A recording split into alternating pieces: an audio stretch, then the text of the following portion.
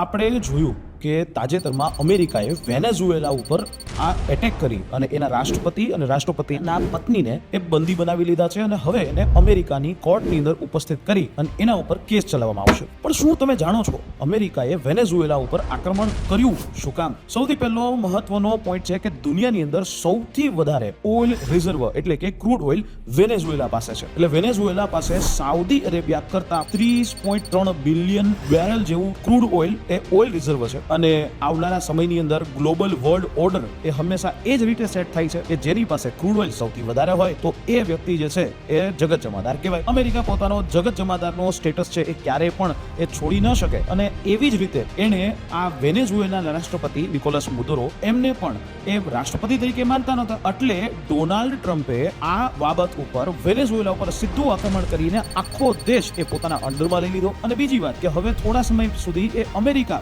વેનેઝુએલાને ચલાવશે. તો આ રીતે આની પહેલા રશિયાએ યુક્રેન ઉપર જે યુદ્ધ કર્યું એ પણ વેલિડ ગણાય છે. અને કાલ સવારે ચાઇના એ તાઇવાન ઉપર આક્રમણ કરે કે ભારત ઉપર આક્રમણ કરે તો એ પણ વેલિડ એ કરી શકાય છે. આ રીતે એક ગ્લોબલ ઓર્ડર એ સેટ થઈ રહ્યો છે. પણ આમાં ભારતે પણ વિચારવા જેવું છે કે ભારત એ પણ પાકિસ્તાન ઉપર આક્રમણ કરી શકે છે. એ ચાહે એ રીતે આક્રમણ કરી શકે છે. અને જેમાં આપણે તાજેતરમાં અકબરુદ્દીન ઓવૈસી એનું પણ એક સ્ટેટમેન્ટ જોયું કે જો હવે મોદી સાહેબ ઈચ્છે તો ચોક્કસથી એ આક્રમણ થઈ શકે છે. એક ગ્લોબલ વર્લ્ડ ઓર્ડર આ રીતે સેટ એ થઈ રહ્યો છે.